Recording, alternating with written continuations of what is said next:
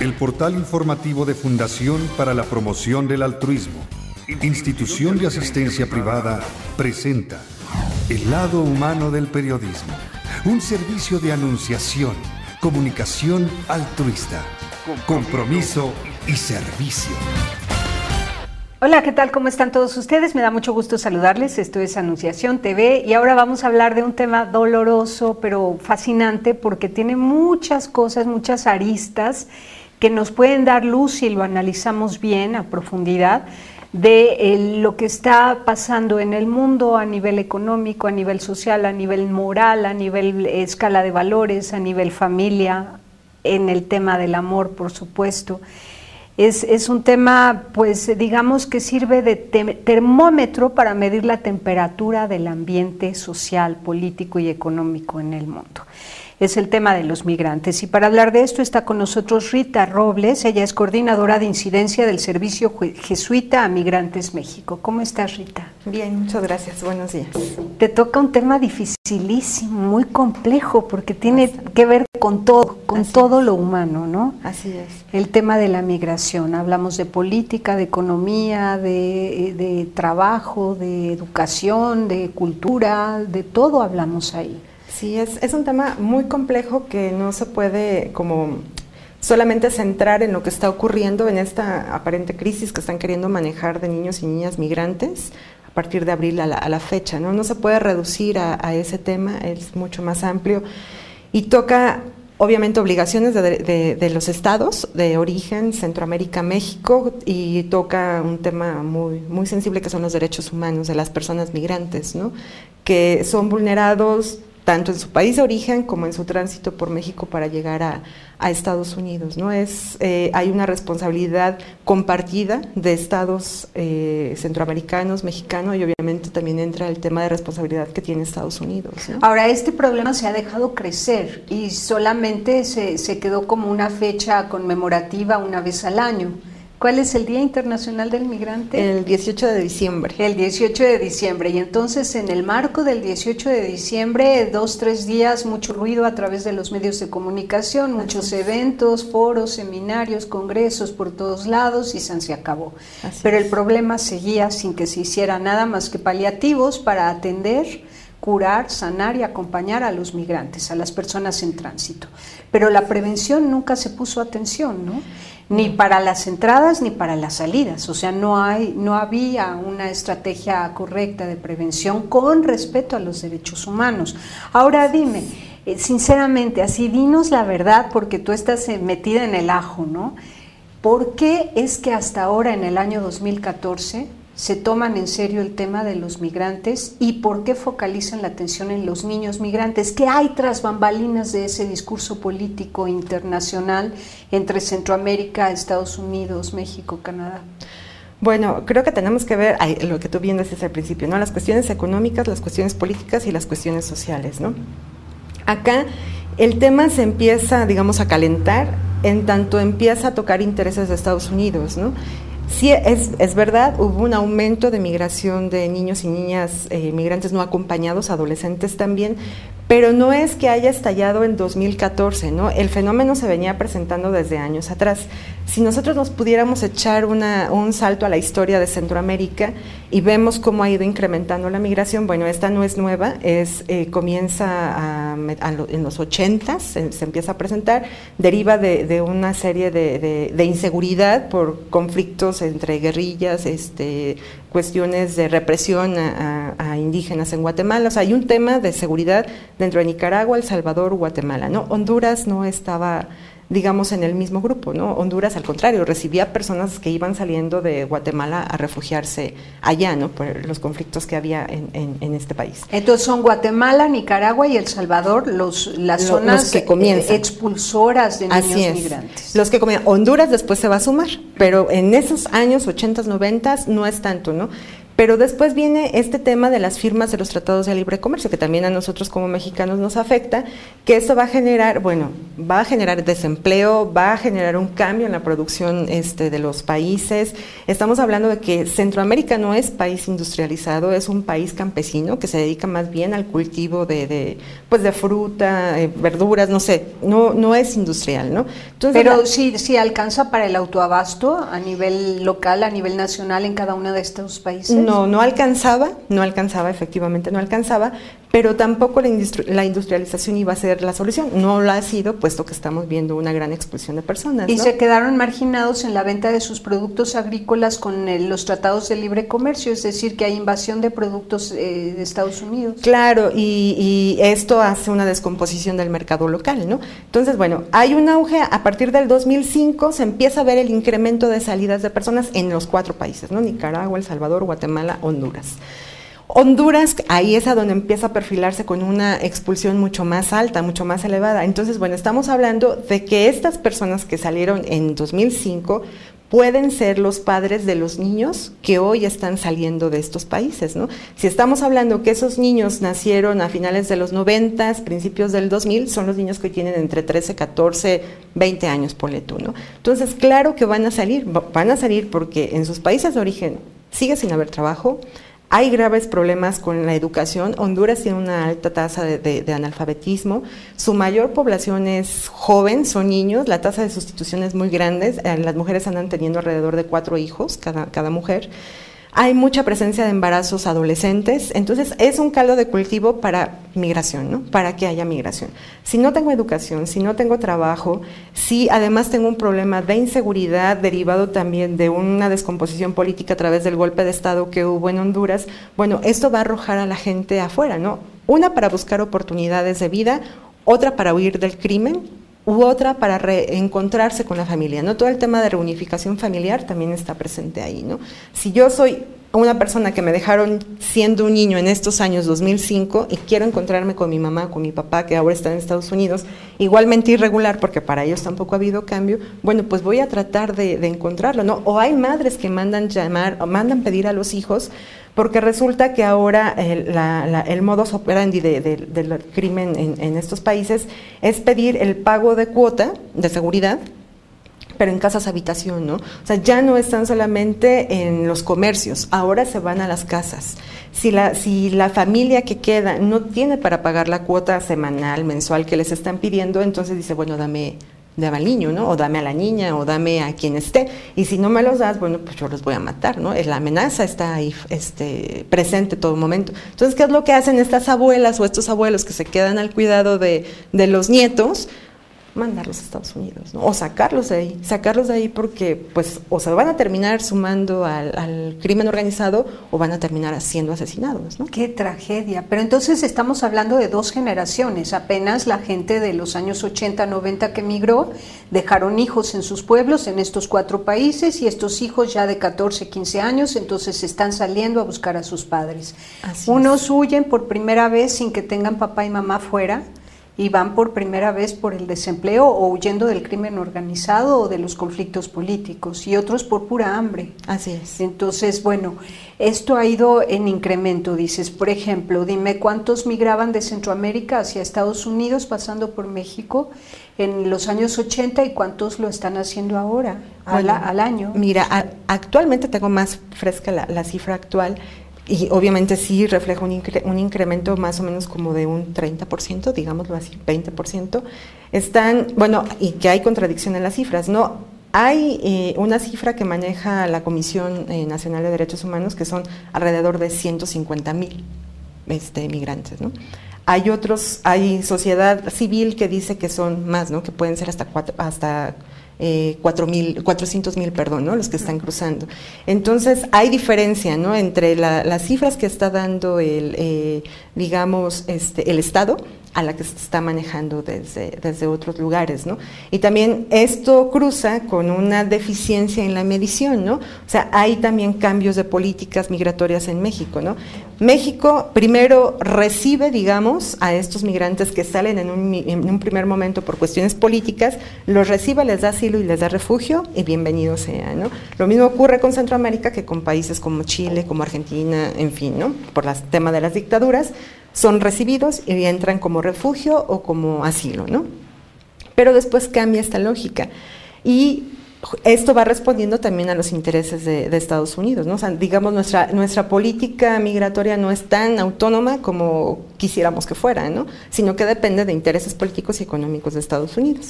Entonces, bueno, después viene un cambio en nuestra propia política y ahí es a donde se deja de tener como control de quienes entran, porque el asilo y el refugio te dan control, ¿no? Tienes el registro de las personas que entraron en esa circunstancia y más o menos tienes ubicado en dónde están establecidos. Pero si cambias la política a un cierre de frontera, a un impedir que pasen, sea en la situación que sea, entonces pierdes el control, ¿no? Y eso fue lo que hizo México. Eso es lo que pasa, ¿no? Eso es lo que ¿Ahora o lo hizo antes? Eso pasa, digamos, en el sexenio de Vicente Fox, ¿no? Ahí podemos empezar a notar el cambio de la política migratoria. De hecho, hay un quiebre político y diplomático con muchos países de la región, ¿no? Ahí se nota el cambio. Después se empieza a hacer mucho más fuerte el cierre de la frontera sur con Felipe Calderón y bueno, pues ahora es como la continuidad con el gobierno de Peña Nieto, ¿no? Entonces, es un cierre. ¿Y esto qué te hace? Que se creen puntos ciegos de ingreso al país, ¿no? Hay alrededor de 50 puntos ciegos más o menos registrados por la Procuraduría General de la República, pero acá no hay control, ¿no? O sea, entran y no tienes el número porque no hay registro de nada, ¿no? Entonces, ¿cuántas personas realmente están entrando? Es difícil de saberlo porque no hay una medición. La medición se construye desde diferentes cosas, ¿no?, que se van tomando. Pueden ser el número de deportados de Estados Unidos hacia Centroamérica o el número de deportados de México hacia Centroamérica, o puede ser por el tema de personas aseguradas en estaciones migratorias o en situación de cárcel o en hospitales, y así es como vas midiendo, ¿no? Pero no es que tengas una medición real. ¡Qué barbaridad! Y mientras México ha cerrado sus fronteras y hay estos 50 puntos ciegos por donde se filtran estas personas migrantes, en Estados Unidos también han cerrado sus fronteras con México, así ¿no? es. Y entonces se quedan hacia adentro de este país, un país tremendamente pobre, ¿no? Así es. Un país que no tiene oportunidades ni para los nacidos en México. Así es. Un país donde hay una brecha enorme entre muy poquitos ricos y la mayoría depauperada. ¡Qué barbaridad! Es un conflicto tremendo. Ahora dime, ante esta situación y este diálogo internacional desde Centroamérica, México, Estados Unidos, Canadá, ¿qué han acordado y en qué están ustedes de acuerdo y en qué no? Vamos a un corte y nos dices. Claro que sí. Volvemos.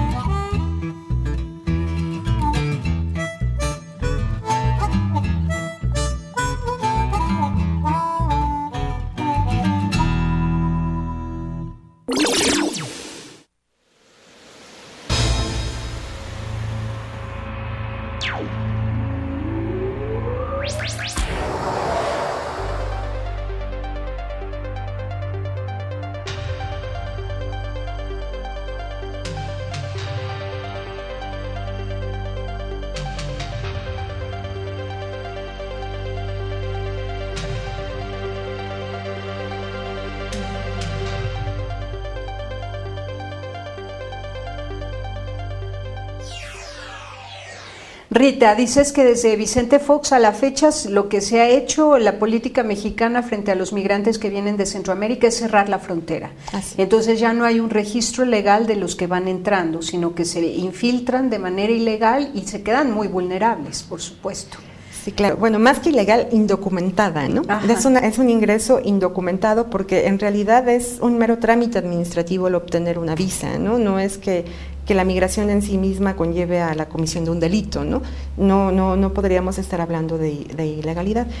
Y bueno, esa es la mirada que han intentado, ¿no? O sea, ponerle al migrante el calificativo de ilegal, ¿no? Su presencia es ilegal y por lo tanto a mí me causa inseguridad y por lo tanto va a ser un problema en mi territorio, ¿no? Por eso lo tengo que controlar y le tengo que cerrar la frontera.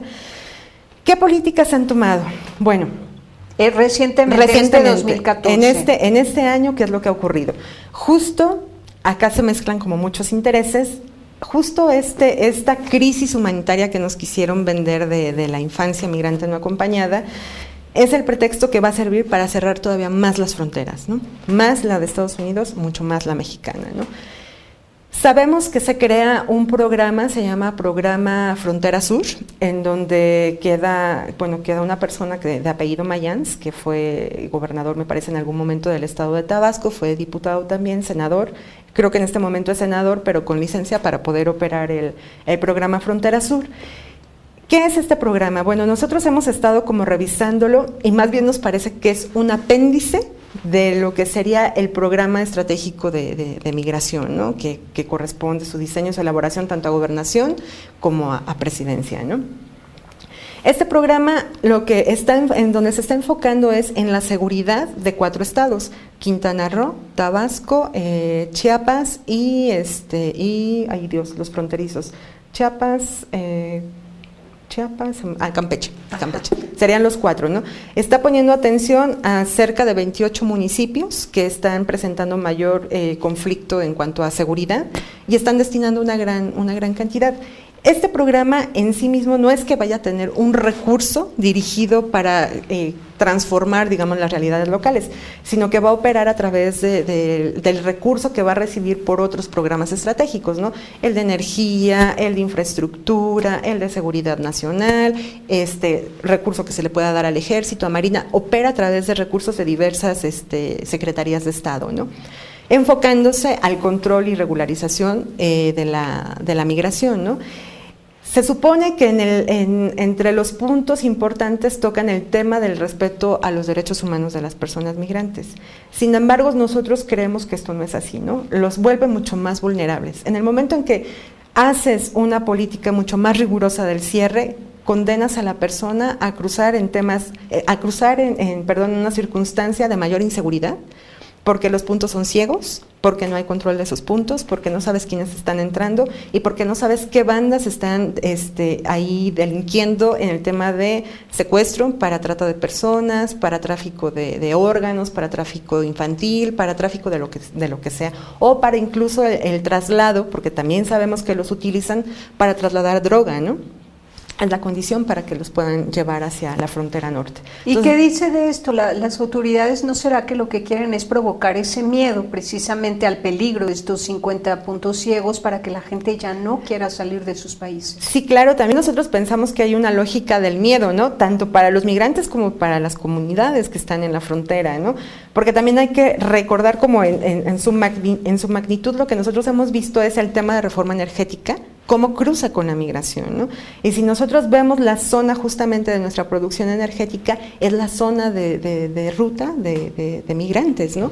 Toda la zona del Golfo es producción energética. Bueno, pues esa es la zona más insegura para el cruce de migrantes, ¿no? Y es la zona más insegura para nuestra población. Entonces, bueno, sí pensamos que es un tema que va cruzado con muchas cosas, ¿no? Tanto para la privatización de nuestros recursos naturales, la apropiación de tierra y territorio de comunidades indígenas, que lo estamos viendo hoy muy recientemente en Chiapas, con la oposición que hay de grupos a la construcción de la carretera que va de Palenque hacia Tapachula, me parece, San Cristóbal, va a cruzar por ahí. Entonces, bueno, hay una oposición Y eso toca con la ruta migratoria, ¿no? Entonces, si es un miedo, claro, es una lógica de miedo porque inhibes el cruce y porque inhibes cualquier intento de organización local para repeler o inseguridad o para repeler proyectos, megaproyectos o para repeler cualquier intento de privatización, ¿no? O sea, es un cruce de intereses que se tendría que estar revisando finamente para poder entender cuál es el fin, ¿no? Hacia dónde va todo esto. Sobre todo sin perder de vista la globalización. O sea, no puedes exigir que un país tenga toda la producción que satisfaga las necesidades de alimentación, de vivienda, de vestido, de trabajo, de educación, si has globalizado todo y has permitido que unos países sean los más poderosos y otros los más pobres. Entonces, ante la globalización tendría que ser otra la lógica, otra la política en materia de migración. Así es, se supone que en este proyecto de Frontera Sur hay como un acuerdo de cooperación de México para estos países de Centroamérica, pues para elevar la cuestión en desarrollo de infraestructura, cómo mirar qué cosas hacen falta para la inversión y que haya empleo. Pero de pronto es como este discurso, esta doble moral, ¿no? Porque pues tampoco es que lo estés haciendo hacia el interior de tu país, ¿no? O sea, tenemos un problema de desempleo muy grave en México, tenemos una pérdida de poder adquisitivo del salario, tenemos un problema de deportados mexicanos a México que perdieron todo en esa deportación, pierden lo que tenían allá y acá ya no tienen nada, ¿no? Porque la red familiar se rompió, o porque ya todos están allá, o porque murieron, ¿no? O porque les han comprado sus tierras, se las han mal pagado para hacer ecoturismo y se las han mal pagado para hacer explotación de minas y etcétera, ¿no? O sea, es un problema muy grande porque todos esos deportados, más todas las personas centroamericanas que se están quedando en México atoradas, porque ya no pueden cruzar tampoco la frontera, pero tampoco quieren regresar a sus países, pues a la larga puede ser un problema en temas de seguridad, por supuesto, porque ¿a dónde se va a contratar esta mano de obra que es un excedente porque no está habiendo los empleos suficientes? Pues a la informalidad, ¿no? Y en la informalidad te puedes encontrar todos los temas, ¿no? Desde la venta de discos piratas hasta lo que tú quieras, ¿no? Legal, ilegal, hay un mercado que está contratando mano de obra, ¿no? Y hay un excedente y hay un problema. La gente tiene que comer. La gente tiene esa mala costumbre de comer 3 veces al día, entonces tiene que trabajar en algo, ¿no? Entonces ahora que no vengan a decir, nos preocupa cuando no ha habido una planeación que permita hacer contención a este desempleo, a esta inseguridad, ¿no? ¿Ustedes propondrían el cierre de fronteras a nivel comercial, que cada país tratara de autoabastecerse? Mira, eso es muy complicado, ¿no? La lógica, ahí nos meteríamos como en un tema mucho más macro, ¿no? La lógica del propio sistema capitalista ha sido esa, ¿no? Ha sido ir en esta división internacional del trabajo y en esta división internacional de la industria y de la producción de alimentos, pues ha generado dependencias alimentarias en diversos lugares, ¿no? Y no es que sea un tema de abastecer alimentariamente a la población mundial, sino más bien de cómo se abastecen las propias empresas de esos recursos para generar su energía, ¿cómo se llaman?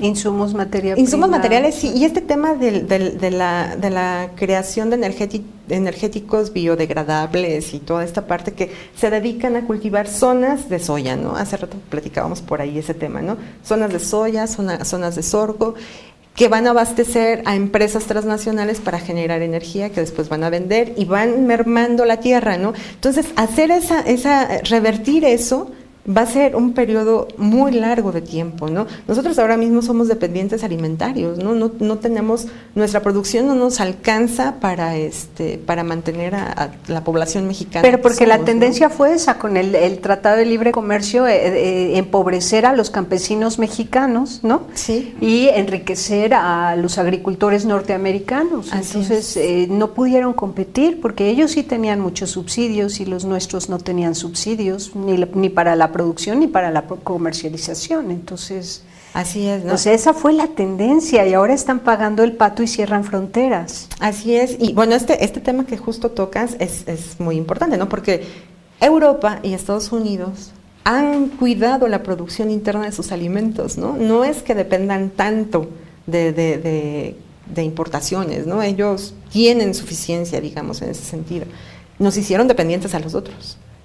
Nos hicieron dependientes, bueno, a África, todo el tema, bueno, todo esto es como histórico, ¿no? Es como un repetir la historia, ¿no? Sí, México es muy facilito, ¿no? Si fuera mujer dirían que es una mujer fácil. Entrega sí, todo, entrega las tierras para la explotación de minas, entrega el agua de los ríos para surtir a las transnacionales que se instalan en este país, entrega la cultura, entrega los paisajes para que hagan ecoturismo y que hagan grandes desarrollos turísticos, ¿no? Así es. Es impresionante la dejadez de México, digamos, ¿no? Así, por lo menos en proyectos ahora mineros. Monsanto va a inundar las tierras mexicanas de maíz transgénico, de soya transgénica, ¿no? Y sí. comprándoles con una película de cine el alma a los indígenas para venderles la idea de que ellos es mejor que vendan rápido transgénicos a que vendan lentamente su producto. Productos naturales. Así es, ¿no? En el país por lo menos tenemos cerca de unos 840 proyectos mineros. No todos están activos, hay en etapa exploratoria, algunos están suspendidos, otros ya están operando, pero son 840 proyectos mineros, ¿no? Obviamente no se compara lo que ocurre en el sur con lo que ocurre en el norte, ¿no? Son muchos más los proyectos que están anidados en el norte. Pero en el sur está el tema del agua, ¿no? Y ahí habría que estarle siguiendo porque va a provocar migración, porque está íntimamente relacionado, es el proyecto mesoamericano, que es el nombre que ahora tiene el Plan Puebla-Panamá, ¿no? Ahí está México y están todos los países centroamericanos metidos. Y la idea es producir energía eléctrica, energética más bien, y de tal manera que vaya la relación desde México hasta Colombia, ¿no? Y eso implica una serie de construcciones de megaproyectos terribles, ¿no? Que van a devastar tierras de cultivo, que van a inundar tierras de cultivo con la construcción de presas, de termoeléctricas, de hidroeléctricas, por lo menos en la frontera con el río Grijalba y lo que es el río Usumacinta. Hay ahora en marcha como 9 proyectos, si no es que un poco más, de termoeléctricas, hidroeléctricas, ¿no? Lo cual está afectando a cuántos millones de pobladores, dejándolos sin empleo y sin casa, porque están siendo invadidas sus tierras para construir estas cosas. ¿A cuántos millones calculamos? Pues sería sobre todo la población, mira, de millones no lo sé, pero es la población de Chiapas, es la población de Tabasco, y del otro lado, los que colindan con Guatemala, ¿no? Unos 10 millones por lo menos, 10 millones de personas. Por lo menos, ¿no? Qué barbaridad, y se quejan de que hay 500,000 transitando de Centroamérica hacia Estados Unidos, súmenle a esos 500,000 al año, 10 millones. Vamos y volvemos.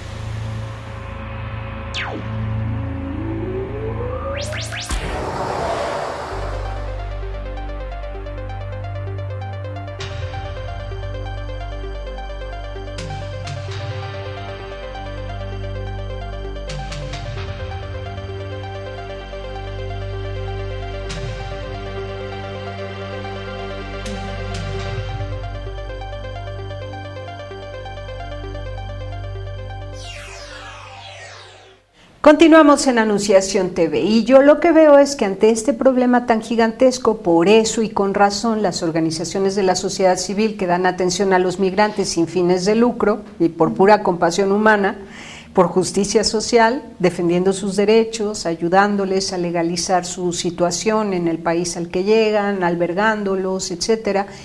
Lo que está sucediendo es que ustedes solo hacen paliativos, no pueden evitar ni la migración ni el maltrato, sino recibirlos cuando ya están todos golpeados, maltratados, abusados, explotados, ¿no? Sí, y fíjate que esto es otro tema, ¿no? muy importante que ocurre con este programa de la Frontera Sur.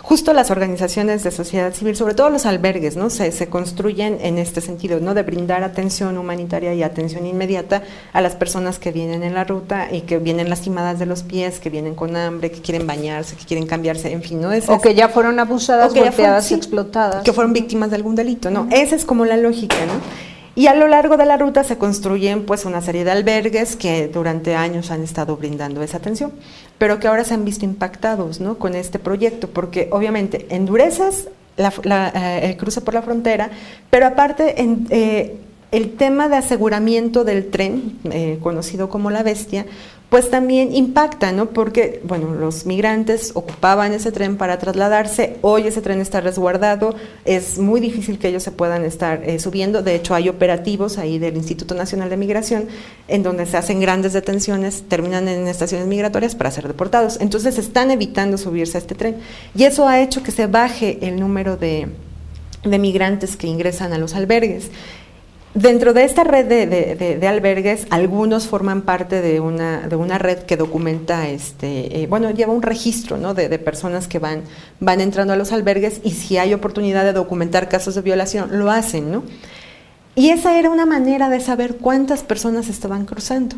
No era la totalidad porque entran por diferentes puntos y ese era solamente un punto, ¿no? Hay muchas rutas en el país, pero eso nos permitía tener noticia del número de personas que estaban ingresando por lo menos a albergues, cuántos niños, cuántos hombres, cuántas mujeres, rango de edades, de qué países venían, y ahora esto se ha visto trastocado por esta política del cierre, ¿no? Entonces, es más complicado ahora poder dar esta ayuda, esta asistencia y poder tener ese registro, ¿no? ¿De qué manera se podrían ustedes adecuar? Quizás cambiar un poco su forma de servir y que sea más bien buscar generar empleo en los países de origen, aumentar la productividad en el campo, recuperar la idea de familia unida, ¿no? De tradiciones, de cultura, de costumbres ahí donde nacieron, donde vivieron sus padres y sus abuelos, y renovar esa idea de estabilidad, de permanencia, ¿no? Pues mira, ahí cambiar un poco esa función de ustedes por aquella otra. Bueno, es como un trabajo doble, ¿no? Porque migración no va a dejar de haber, ¿no? El mundo se ha construido de grandes migraciones. Se han poblado los continentes a partir de las migraciones. Entonces, detener la migración es imposible, ¿no? Es muy complicado y más cuando atraviesa con temas económicos y de seguridad, ¿no? Como decíamos también, más cuando vivimos ya en un mundo globalizado. Así es, ¿no? Sí. Entonces, los estados de origen tendrían que estar poniendo sí atención al cumplimiento de sus obligaciones de proteger, respetar, garantizar derechos humanos en temas mínimos, seguridad, generación de empleos. Eso es obligación de los estados. Ahí nosotros, como sociedad civil, ¿cómo participamos? Bueno, a nosotros hay organizaciones a las que nos interesa mucho reconstruir el tejido social, ¿no? El tejido social se quebró, se rompió. Hay una idea de que lo que yo tengo acá no sirve porque pues no da, porque no me mantiene, porque no hay inversión en el campo, por lo que tú gustes y mandes, y se genera esta necesidad de migrar, ¿no? De salir. Hay comunidades que ya los niños desde que nacen yo creo que ya nacen con el chip de me voy a ir, ¿no? Y tú los escuchas durante su crecimiento y dicen, no, es que yo me voy a ir, ¿no? Yo no, ¿para qué estudio si me voy a ir? Pero es un menosprecio a su propia cultura, sí, ¿no? A su origen. Así es. Qué barbaridad. ¿Y cómo hacerles saber que son bellísimos, que ser campesino, que ser indígena, que tener historia en una nación y que ser parte de esa historia es cosa buena? Pues ahí es a donde entra como este trabajo que podemos hacer sociedad civil organizada, pero también sociedad civil en general, ¿no? Es el tema del no estar cuando soy futuro migrante o del no estar cuando soy deportado y quiero regresar, hace que no se genere como comunión y como corresponsabilidad con mi entorno, ¿no? Si soy futuro migrante, no me interesa estudiar porque me voy a ir y voy a estudiar en otro país, entonces ¿para qué estudio en el mío, no?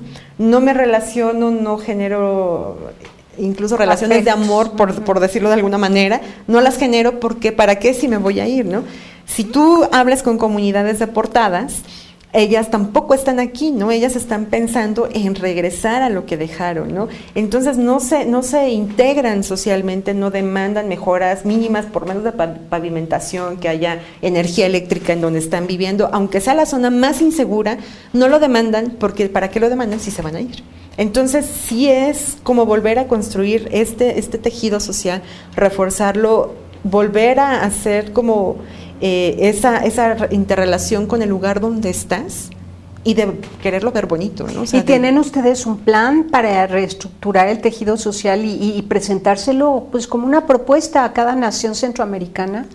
Pues mira, nosotros trabajamos, sí tenemos algunos proyectos, bueno, por lo menos acá en México el Servicio Jesuita a Migrantes tiene un proyecto que se llama Mujer y Familia Migrante, que trabaja con las mujeres que se quedan en las comunidades de origen una vez que el marido decide emigrar, ¿no? Entonces es cómo reconstruyes localmente a esas mujeres, ¿no? Que están lastimadas pues por la ausencia de la persona, pero además que se enfrentan a una realidad del yo no trabajaba y ahora tengo que trabajar, o sí trabajaba, pero no en estas magnitudes, ¿no? Y ahora trabajo de sol a sol cumpliendo 3 roles diferentes, ¿no? Soy proveedora, soy madre y soy padre. Entonces, bueno, ese trabajo se hace un poco. Este proyecto se ha llevado a otros países, se ha trabajado un poco en Honduras, igual, se pretende llevar ahora a comunidades en Estados Unidos. Hemos estado como tratando de ver cómo entramos. El problema con los estados es que no hay esta apertura para recibir muchas propuestas de sociedad civil y menos en el tema de migrantes. Es como muy complicado incidir ahí, ¿no? La incidencia política en estos temas es cerrada porque cruza con empleo, ¿no? Cruza con interés económico de quienes están decidiendo tras bambalinas, pues digamos el destino de un país, ¿no? Pero dime que estas naciones centroamericanas no son muy humanistas. Pues ahí están tenemos como diferentes o ya no tienen personalidad políticas. Y viven admirando a Estados Unidos, dime. Pues más bien hay como diferentes posturas políticas. Tenemos un gobierno, podría decirse, de izquierda en El Salvador, que trata de hacer cosas pero no tiene recursos, ¿no? Tenemos un gobierno que niega la migración, que niega su propia realidad y su inseguridad, sus problemas de inseguridad, que es Guatemala, ¿no? Nicaragua, bueno, pues trata de jugar con cosas, pero también muy complicada, también se puede decir que es un gobierno de izquierda, ¿no?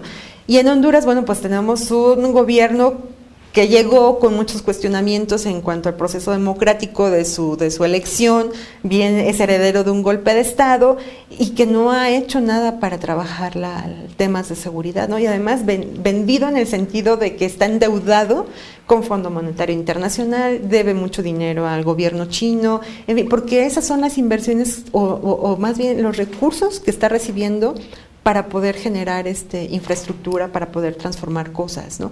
Entonces, independientes de esta lógica empresarial globalizada, no lo son, ¿no? ¿Responden a intereses económicos? Sí responden a intereses económicos. De grupos muy particularizados, sí, ¿no? De países muy particulares, España, Canadá, Estados Unidos, China. Tal cual México, ¿no? Igual que México. Igual. Sí, qué barbaridad. Bueno, si les sirve de consuelo a esos países, en México tenemos 52 millones de personas muy pobres.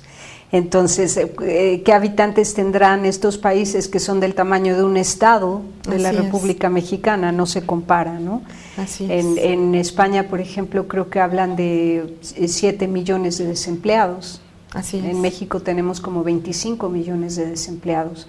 Tenemos la cifra más alta de deserción escolar, el 58% de las personas menores de 30 años de edad no terminó ni siquiera la preparatoria.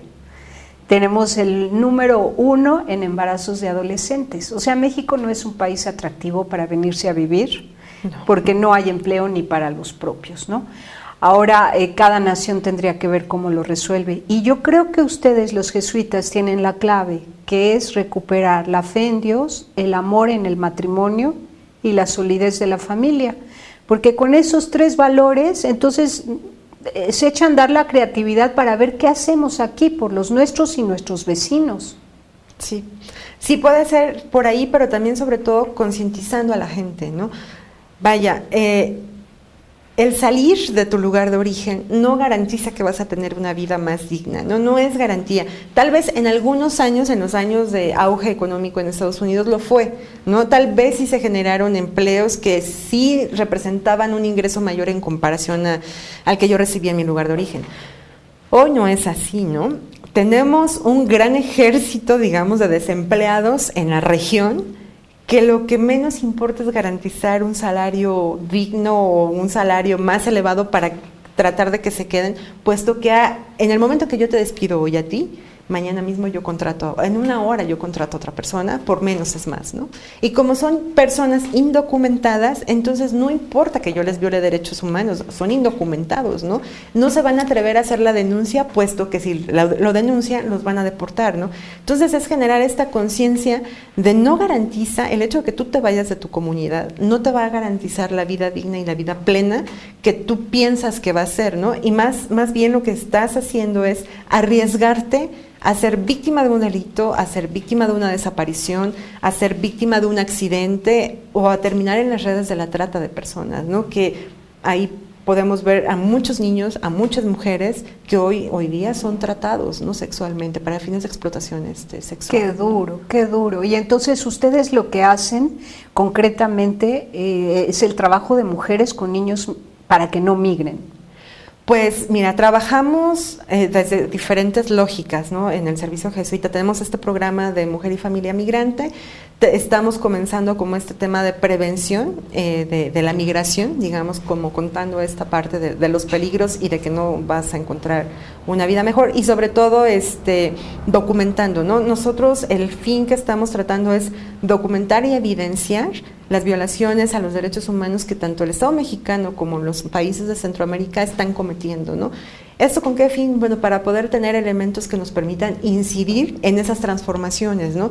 Por lo menos poder llegar y sentarnos con un Estado y decirle, eso que estás haciendo no es lo más adecuado, creemos que puede ser por aquí, puede ser por allá.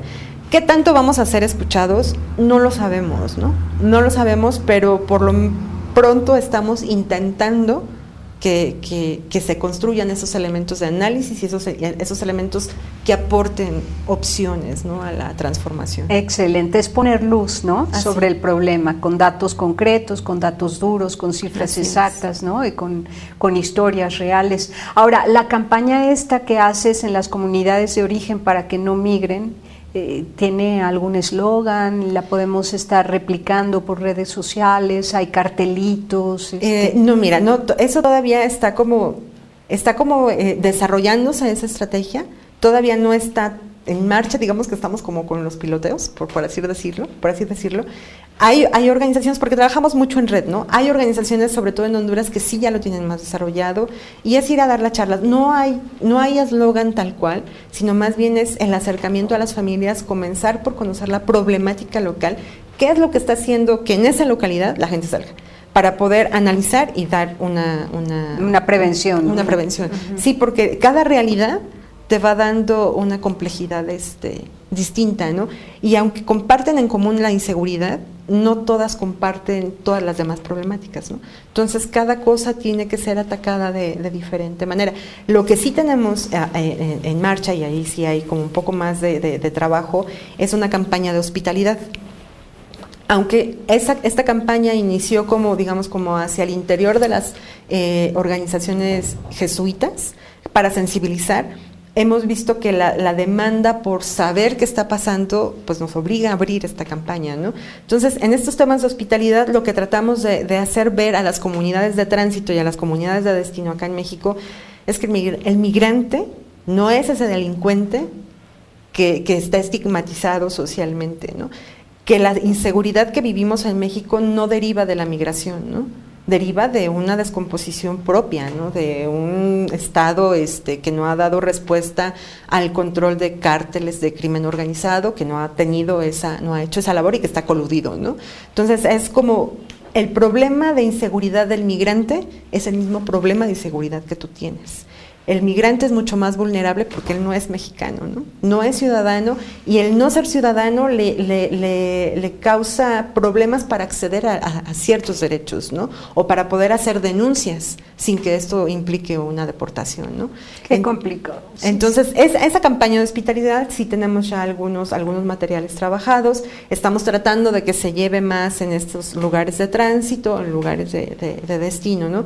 Y es sensibilizar, ¿no? Porque también hay que reconocer, los mexicanos somos muy discriminantes, ¿no? Muy discriminantes, y le tenemos miedo al otro, ¿no?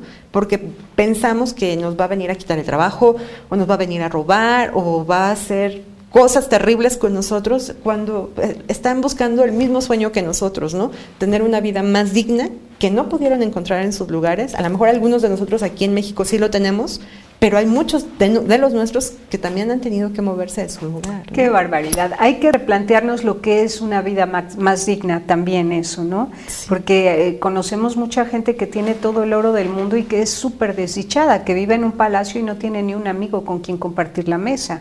Entonces hay que replantear lo que es la vida digna, y el trabajo en comunidades te da la oportunidad de poderles decir: mira qué lindo tu paisaje, mira qué lindo el río que cruza por aquí, mira qué lindo tener tus gallinas, mira qué lindo tener a tus hijos cerca, mira qué lindo que todos están en torno al fuego guisando la comida, ¿no? Entonces eso, o sea, que se replantee el significado de la vida para que no se aspire a tener ropa de marca, a tener tecnología, a irse a ver luces de fantasía en otros países donde se vive pues así de fantasía, pero no se vive la realidad del amor. Entonces, bueno, también entra ahí la filosofía, la teología, ¿no? Las tradiciones, la historia, la identidad nacional. Así es, ¿no? Muy importante tu labor, ¿eh? Gracias, gracias. Y bueno, pues en estos temas y en estas acciones andamos desde el servicio jesuita. Muy bien. ¿Un último mensaje que nos quieras dar? Bueno, yo sí ya haría un llamado, ¿no? Como a esta parte de no mirar al migrante como un peligro, ¿no? De darle hospitalidad, y no necesariamente significa que abras la puerta de tu casa y le digas quédate, ¿no? Solamente no hagas cosas que puedan terminar en una violación a sus derechos o que puedan propiciar que sea víctima de un delito. Es hospedarlos, ¿no? Están de paso, van buscando un sueño, y no son esos delincuentes que nos están queriendo hacer pensar que son. Y visitando, ¿no? Tu página web que ha estado en pantalla, ellos pueden conectar con toda la red de albergues para migrantes, sí, claro, ¿verdad? Así es, ¿no? Sí, y bueno, nuestros teléfonos están ahí para cualquier tipo de asesoría, de duda jurídica que tengan. Con todo gusto nosotros podemos acompañar, ¿no? Muy bien, y para voluntarios igual. Para voluntarios igual. Muy sí. bien, muchísimas gracias. No, al contrario, muchas gracias a ustedes. Gracias. Pásela bien haciendo el bien. Hasta la próxima. Sí hay soluciones. Aquí, en el portal informativo de Fundación para la Promoción del Altruismo, Institución de Asistencia Privada. El lado humano del periodismo. Un servicio de anunciación, comunicación altruista. Participa en Facebook, Todo México Somos Hermanos, y síguenos en Twitter, @somos_hermanos.